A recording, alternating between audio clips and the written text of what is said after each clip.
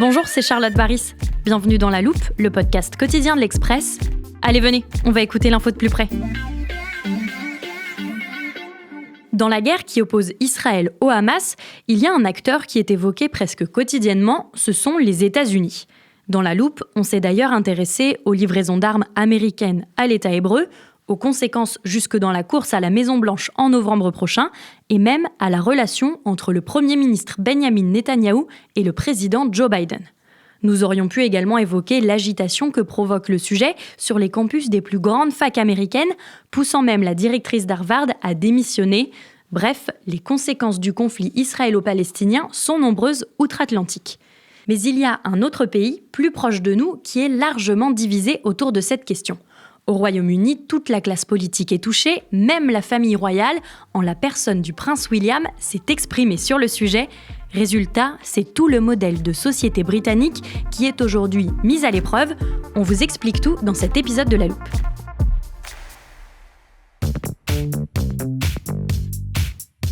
J'ai donc logiquement fait appel à la correspondante de l'Express au Royaume-Uni, Agnès Poirier. Elle est déjà en ligne avec nous. Bonjour Agnès. Bonjour Charlotte. Agnès, il y a plusieurs mois, juste après les attaques du 7 octobre et le début de la guerre à Gaza, on avait vu les très grandes manifestations de soutien aux Palestiniens à Londres. Mais qu'en est-il depuis ? Écoutez, il y a toujours beaucoup de manifestations pro-palestiniennes, pratiquement tous les jours dans le pays. Et d'ailleurs, elles prennent plusieurs formes parce que des lieux improbables, finalement, on pourrait se dire, comme le British Museum, ont été investis par des militants pro-palestiniens qui ont fait un sitting. Il y a aussi, par exemple, à Cambridge, dans la célèbre bibliothèque d'un célèbre et très prestigieux collège, le Trinity College, une jeune militante pro-palestinienne a détruit un tableau du début du XXe siècle. Il y a d'autres événements, notamment le 21 février dernier, un slogan, le fameux slogan pro-palestinien en anglais, c'est From the River to the Sea, qui promet, si vous voulez, une Palestine de la rivière du Jourdain jusqu'à la Méditerranée et en excluant de facto l'existence de l'État israélien. Eh bien, ce slogan a été projeté sur Big Ben et sur la façade du Parlement. Tout ça sans que la police n'intervienne. Et d'ailleurs, la police de Londres a dit qu'elle avait considéré qu'il n'y avait pas de délit, malgré la présence de nombreux slogans antisémites, antisionistes. Justement, Agnès, en France, on a pu constater depuis le 7 octobre une hausse des actes antisémites.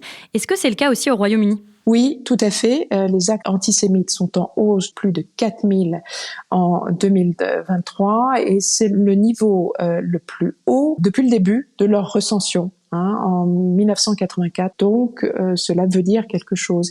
Et puis il n'y a pas que ça, il y a aussi les campagnes d'intimidation, de menaces sur les réseaux sociaux qui contribuent à cette atmosphère d'insécurité finalement. Et il y a des députés qui sont pris pour cible et qui font l'objet vraiment de campagnes d'intimidation intenses. Et certains parfois préfèrent rester chez eux plutôt que d'aller participer à des votes sur la question du Moyen-Orient au Parlement. Par peur de représailles. On sait d'ailleurs aujourd'hui que 3 femmes députées, on ne connaît pas leur identité, mais on sait qu'elles viennent à la fois des partis conservateurs et travaillistes, elles bénéficient aujourd'hui du même niveau de protection que le Premier ministre et la famille royale. Donc ça en dit beaucoup. Tu évoques la politique. Quelle est la position du Royaume-Uni au niveau international sur le sujet du Proche-Orient ? La position du Royaume-Uni est prudente et évidemment elle évolue en parallèle de la situation sur le terrain. Le Royaume-Uni, par exemple, s'est abstenu lors de résolutions aux Nations Unies en décembre dernier. Et alors ça peut donner lieu d'ailleurs à des débats vraiment houleux au Parlement. En février, par exemple, ça a été le chaos total à la Chambre des communes parce que le Speaker, c'est-à-dire le président de la Chambre des communes, n'a pas respecté le protocole. Or, le protocole, c'est quelque chose de très important en Bretagne. Il n'a pas respecté les usages. Et donc, cette séance était dédiée à un parti d'opposition. Mais il a préféré mettre une autre motion au vote pour éviter que la tension augmente. Which restricts order! Order! You'll be going and not be voting. Alors, dans l'extrait qu'on vient d'entendre, on entend vraiment très clairement le niveau de tension Et c'est vraiment une illustration du niveau de tension dans la classe politique. Mais il y a d'autres exemples. On pourrait parler d'une élection partielle qui a énormément fait réagir la classe politique le 29 février. Tu nous expliques ce qu'il s'est passé lors de cette élection ? Alors, c'est une élection législative partielle qui a eu lieu le 29 février dans le nord de l'Angleterre, à Rochdale. C'est une circonscription de à peu près 110 000 habitants, dont un tiers de musulmans d'origine indo-pakistanaise. Le Parti travailliste avait un candidat qui, selon toute probabilité, allait gagner, sauf que juste 2 semaines peut-être avant le vote, eh bien, il a publiquement colporté des théories du complot sur le rôle d'Israël lors des attaques du Hamas. Donc, il y a eu quelques jours de flottement. Keir Starmer, le leader du parti, a fini par l'écarter, inévitablement, mais il ne restait pas assez de temps pour désigner un autre candidat. Donc, il n'y avait pas de candidat travailliste à ces élections. Et donc, qui s'est présenté à sa place ? Il se trouve qu'un ancien du Parti travailliste, qui est très connu en Grande-Bretagne, qui s'appelle George Galloway, qui est une figure très polémique parce que c'est un proche du Hezbollah, c'est un proche du Hamas, c'est un soutien de Poutine, c'est en fait un soutien de bien des dictateurs sur la planète, et il s'est engouffré dans la brèche et il s'est présenté en tant qu'indépendant. Et il a fait toute sa campagne sur le conflit au Moyen-Orient. Et je pense que tu as compris qu'il avait gagné, il a été élu le 29 février, et ça a vraiment créé une onde de choc en Grande-Bretagne, et quand les résultats étaient officiels, il a dit « ça, c'est pour Gaza ». Et le Premier ministre conservateur Rishi Sunak a réagi, il s'est adressé à la nation devant Downing Street, et il a dit que avec cette élection, la cote d'alerte avait été dépassée, et il a mis en garde le pays contre le chaos et la violence. Face à ces tensions dans la société, que fait justement le gouvernement de Rishi Sunak ? Alors, Rishi Sunak a essayé de reprendre la main et il a demandé immédiatement à son secrétaire d'État à l'égalité des chances, Michael Gove, d'essayer de redéfinir le terme d'extrémisme. Alors, il ne s'agit pas de redonner une définition légale, mais il s'agit en fait de couper tout financement public à des associations ou à des individus qui pourraient comme ça avoir des postes dans l'administration centrale. Alors, cet extrémisme, il est défini ainsi. C'est comme la promotion ou la manifestation d'une idéologie fondée sur l'intolérance, la haine ou la violence, visant à saper les droits ou les libertés d'autrui. Il rajoute également que seront jugés extrémistes tous ceux qui cherchent à affaiblir ou renverser les droits ou le système démocratique britannique. La société et toute la classe politique britannique se divisent autour du conflit israélo-palestinien, et vous allez l'entendre, cela pourrait déstabiliser les partis politiques à l'approche des élections.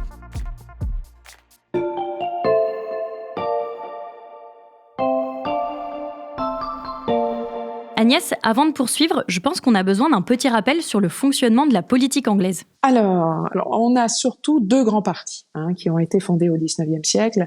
D'abord le parti Tory, qui représente toute la droite, mais conservateur. Le chef des Tories, c'est le Premier ministre, c'est Rishi Sunak, qui est donc Premier ministre depuis octobre 2022. Et à noter quand même que le Premier ministre Sunak est le premier à Downing Street d'origine indo-pakistanaise. L'autre parti, Agnès, c'est donc les travaillistes. Alors tout à fait, c'est ce qu'on appelle aussi le Labour, et ça englobe pareil toute la gauche, donc du centre jusqu'à l'ultra-gauche. À leur tête, Keir Starmer, c'est quelqu'un que les médias britanniques adorent définir comme boring, c'est-à-dire ennuyeux.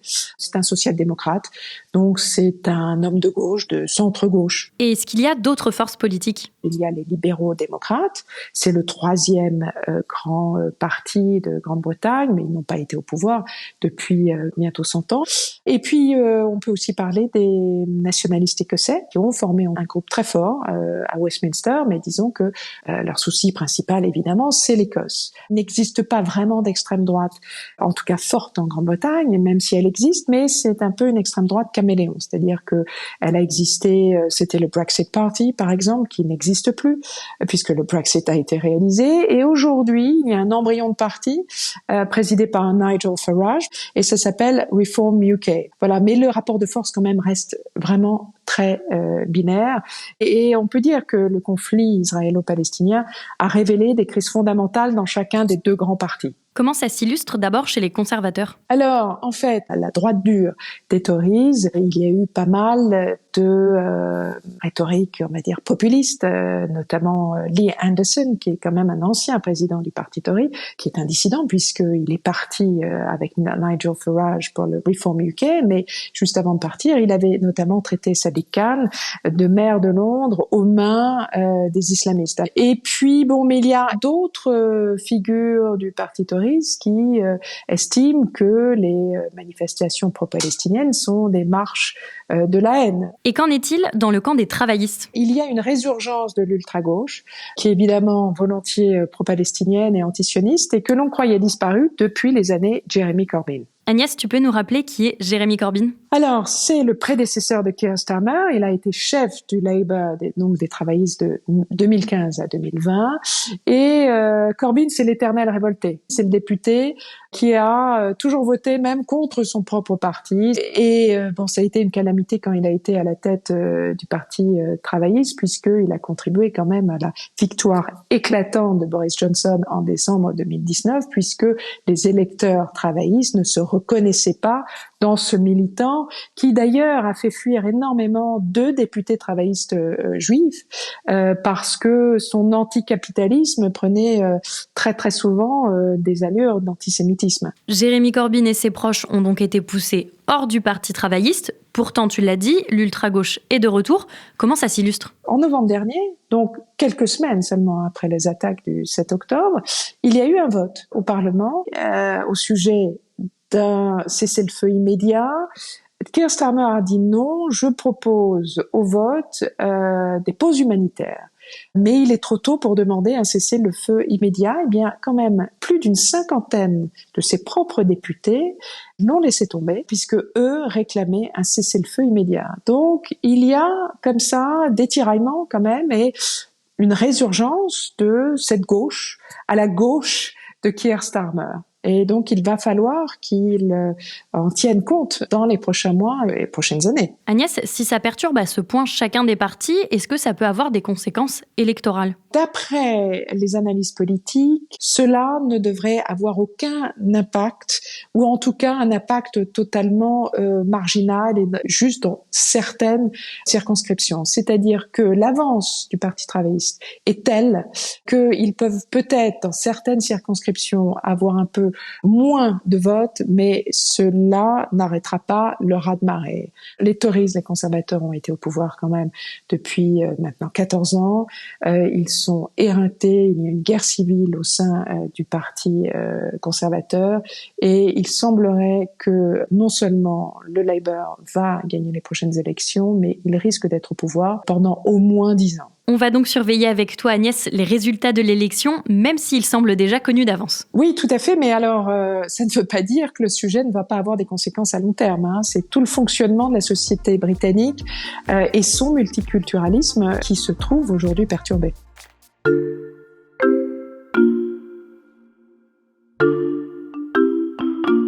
Agnès, tu viens d'employer le terme de multiculturalisme. C'est justement l'un des sujets de prédilection de la directrice déléguée de l'Express, Anne Rosencher. Elle vient de me rejoindre en studio. Bonjour Anne. Bonjour. D'abord, comment est-ce qu'on définit le multiculturalisme ? Alors, il y a plein de façons de le définir, mais je dirais que en matière de philosophie politique, le multiculturalisme, c'est une vision de la société comme une coexistence de différentes cultures qui cohabitent les unes à côté des autres, sans pour autant se fondre ni se mélanger dans un socle commun. Donc ça prévaut beaucoup dans les pays anglo-saxons, notamment au Royaume-Uni et aux États-Unis. C'est cette idée, si vous voulez, de melting pot. Mais c'est une façon assez relativiste de voir les choses. À chacun son folklore, à chacun sa coutume. Il faut respecter les différentes origines jusqu'à ce point-là. Anne, Agnès, d'où elle vient cette vision de la société au Royaume-Uni particulièrement ? Elle vient de plusieurs choses. C'est leur histoire, notamment une histoire libérale et aussi, je dirais, vraiment la sacralisation de l'individu, du droit individuel, qui fait que on doit reconnaître absolument ce droit à la différence de chacun, qui rentre en confrontation avec le modèle français. Mais je dirais que l'individu y est peut-être un petit peu moins sacré que dans la tradition philosophique britannique. C'était aussi un principe qui était appliquée dans les colonies britanniques du temps de l'Empire.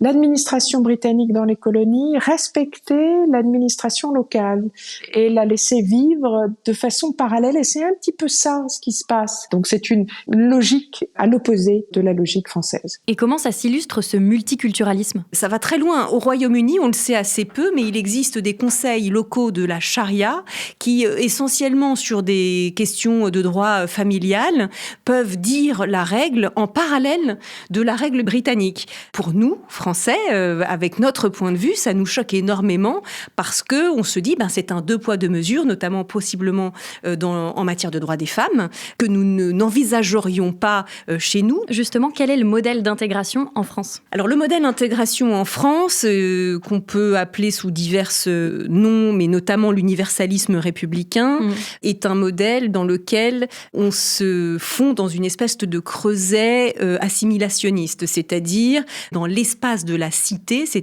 l'endroit où l'on est en public et où on est des citoyens. Ces particularismes-là doivent être discrets.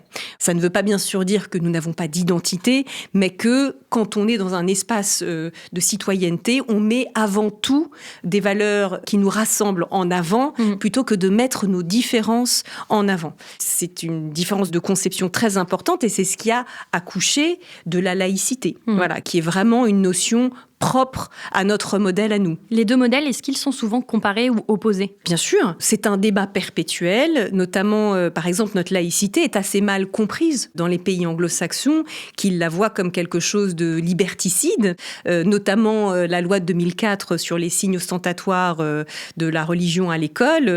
En Angleterre, vous pouvez aller à l'école vêtu d'un voile, ça leur pose aucun problème. Nous, on a décidé que l'école était un lieu de sanctuarisation de l'esprit critique, où finalement on devait laisser nos différences de côté pour l'espace d'un moment. Ça n'empêche que quand vous rentrez chez vous, vous rentrez avec votre religion, avec ce que vous voulez, mais l'espace d'un moment, vous avez mis en commun d'abord ce qui rassemble les élèves français avant de mettre en avant les différences et les origines différentes, on va dire. Agnès, est-ce que cette remise en question du multiculturalisme britannique, elle est récente ? Alors non, en effet, ça date quand même des attentats, je dirais, de 2005, donc à peu près une vingtaine d'années, une génération. Alors plus récemment, au lendemain de l'attentat de London Bridge en 2017, la première ministre Tory de l'époque, qui était Theresa May, avait appelé les Britanniques à ne plus vivre, je cite, dans une série de communautés séparées et ségrégées, mais comme un véritable Royaume-Uni. David Cameron, aussi l'ancien Premier ministre conservateur, en 2008, affirmait que le multiculturalisme avait entraîné un apartheid culturel. Et aussi à gauche, en 2001, avant même les attentats de Londres de 2005, les prises de position de David Blunkett, qui était alors ministre de l'Intérieur de Tony Blair, qui disait qu'il fallait absolument qu'il y ait un minimum d'intégration culturelle et linguistique. Des gens qui venaient s'établir en Grande-Bretagne. Donc, on va dire que ça fait 20-25 années qu'elle est remise en question. Et le modèle universaliste, est-ce qu'il est également remis en question en France ? En France, oui, bien sûr. Et notamment, je dirais qu'il y a une bataille un peu culturelle, c'est-à-dire que ce qui nous arrive, notamment via les États-Unis, par les séries Netflix ou les films Hollywood, etc., est très imprégné de la philosophie politique multiculturaliste et pas du tout imprégné de ce qui nous arrive à nous depuis la Révolution française, on va dire. Et le 7 octobre a eu des répercussions et pour moi, c'est quand même le signe que notre modèle continue de fabriquer cette fraternité républicaine qui, pour moi, en fait, est le vrai bouclier et le vrai abri pour les minorités, quelles qu'elles soient. C'est ça le grand paradoxe pour moi, c'est que le multiculturalisme dit qu'il respecte les minorités, mais à mon avis fait monter tellement les haines identitaires qu'il les met en danger, alors que le modèle de l'universalisme républicain, qui comme ça intuitivement peut paraître plus liberticide, plus hostile aux différentes origines et aux cultures, etc., en vérité, donne cet abri d'une identité commune sous lequel on peut, à mon avis, plus facilement s'abriter. Comment le conflit israélo-palestinien rebat les cartes du multiculturalisme et de l'universalisme ? Les explications étaient signées Anne-Rose Ancher, directrice déléguée de la rédaction de l'Express, et Agnès Poirier, correspondante au Royaume-Uni. Merci à toutes les deux. Merci. Merci Charlotte. Chers auditeurs, vous pouvez retrouver tous leurs articles dans le magazine et sur le site l'express.fr. Je vous signale que l'abonnement numérique est en ce moment à 1 € le premier mois. Et si nos épisodes vous plaisent, pensez à nous le dire en commentaire sur votre application de podcast préférée, par exemple Deezer, Castbox ou Spotify. Vous pouvez aussi nous suivre pour ne rien rater. Cet épisode a été monté par Léa Bertrand et réalisé par Jules Cros. Retrouvez-nous demain pour passer un nouveau sujet à la loupe.